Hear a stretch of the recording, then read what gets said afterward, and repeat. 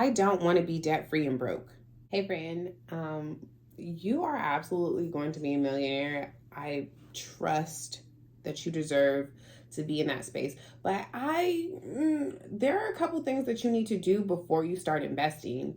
So let's talk about it. You know me, I'm the bougie budgeter, and I'm teaching young professionals how to finance their best lives. Here's a good question that I want to talk about. I'm gonna first pose the question and then tell you why I'm thinking of this question or where I got it from. Do you feel the need to be debt free before you start investing? Ooh, it's a burning question, and I'm so excited to talk about this because I listened to an interview from the Budgetnista. If you know me, you know I am completely obsessed with everything that she does, and I've been obsessed since high school. I think that was not high school. I've been obsessed since college. College was the first time that I ever heard the Budgetnista speak. Don't know if it was this first episode, the first time I heard her speak. Maybe it was a little bit further down the line, but I know specifically she was on the Friend Zone. I used to love that podcast. So she was on the Friend Zone, and she talked about this principle and this idea. So we are so used to hearing the old white men of the world, the very popular financial educators and financial gurus saying you need to be debt free. You need to be debt free. You shouldn't be investing in your 401k. You shouldn't be investing in anything, your retirement, nothing. You should be doing everything that you can to become debt free before you start investing. I don't agree. And I don't agree for so many reasons, but the Budgetnista said something that was so profound to me that it really just changed my whole idea about investing and debt as they are related. And I took on the principle. If you don't know, I have $75,000 worth of student loan debt. And that's the biggest chunk of my debt. I've never really held credit card debt. I did not get credit card debt until I moved out of my parents' house, and that'll be paid off probably within the next 6 months. We'll talk about that on another episode, but I never really held debt. Like $75,000 for the most part was the biggest part. I mean, I had a car and I ended up paying off my car. I paid off my car 3 years early. I was like, okay, cool. Car paid off. All I have is this student loan debt. And right before I was about to start going full force into paying off this student loan debt, I heard this episode, and the Budgetnista talked about, she paid off, I think, like $50,000 worth of debt. And she said she was about to go into another hyper fixation to pay off her student loan debt. But then she thought, it's going to take as much energy to pay off my student loan debt as it would be to make a bunch of money. And I'm like, this makes sense. Why would I spend the exact same amount of energy to pay off $100,000 when I could be using that energy to make $100,000, $200,000?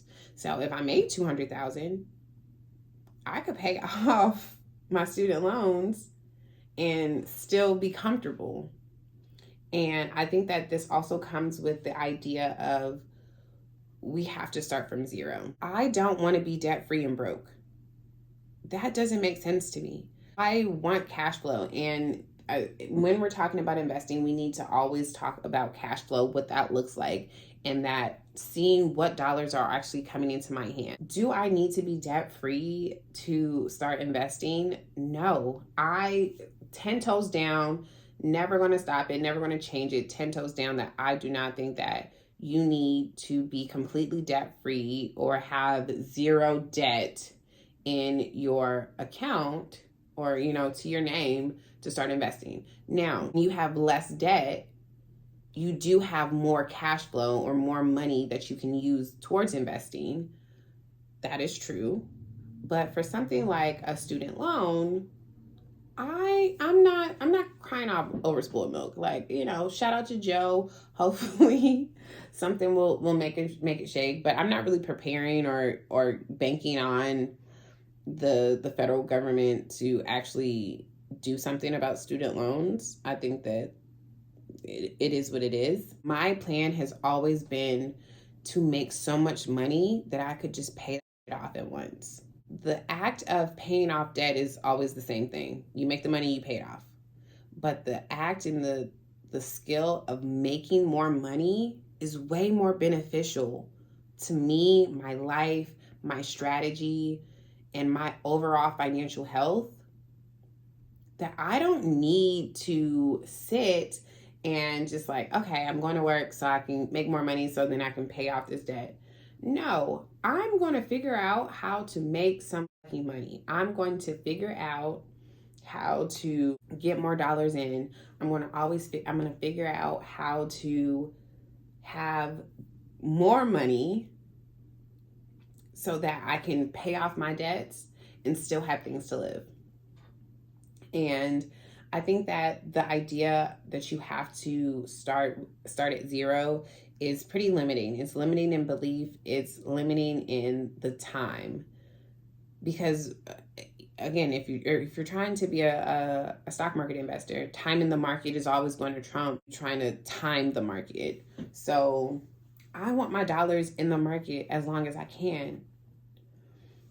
I want that working for me. My full-time job matches me at 8%.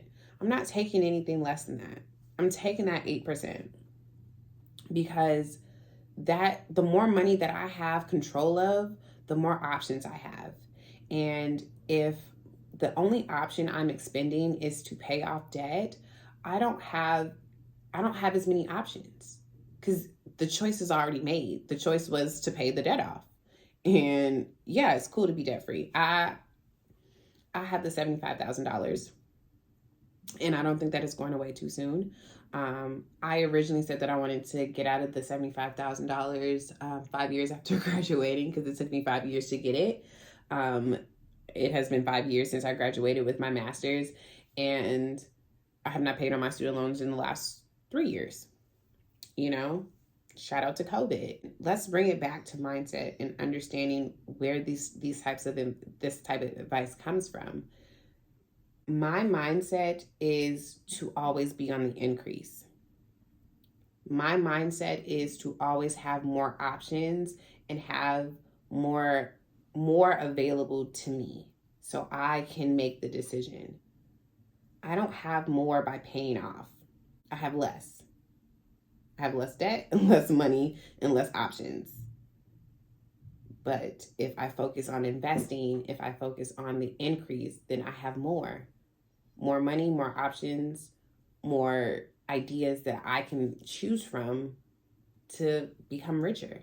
I don't know. I think that this is a really great topic, and I would love to hear your feedback and what you think, and how have you been taught, or what are those principles that you thought? Did you always think that the only way I can truly be a great investor is to be debt free? Because let me tell you, rich people use other people's money.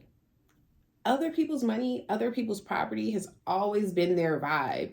But for some reason, for us, for people who are just getting into this space and just trying to learn, it's always been taught to us that we need to start at zero. The rich people are not starting from zero. They are borrowing. They borrow from other people and they incur debt, good debt, whatever. We don't have to get into the good debt versus bad debt because I don't think we can talk about it. I would love to talk about it, but not today. But they look at debt as a way to leverage and to get quick capital so they can make more money. Because the goal is to always think of more and not just how to cut down or make less. That's what I feel. So let me know, how you feel about that. What's your opinion? Do you think that you need to be debt free to invest? And I will see you in the next one. Bye.